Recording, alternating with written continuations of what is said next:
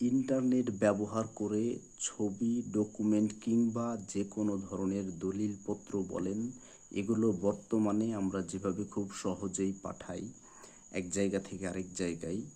একবার ভাবেন যে 1842 সালে কিংবা তার আগে এইভাবে একটা ছবিকে এক জায়গা থেকে আরেক জায়গায় পাঠানোর ব্যাপারটা কেউ কি কল্পনায়ও আনতে পারবে কি না?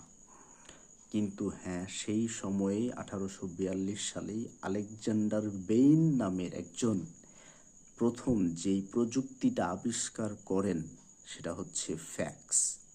এই ফ্যাক্স এমন একটা প্রযুক্তি যেটা ছবি এক জায়গা থেকে আরেক জায়গায় টেলিফোন প্রযুক্তির মাধ্যমেই পাঠিয়ে দেওয়া যেত, এবং এটা কিন্তু কোনোভাবেই যেন তেন এবং সহজ কোনো আবিষ্কার না। সেই সময়ে এটা অবশ্যই একটা যুগান্তকারী আবিষ্কার।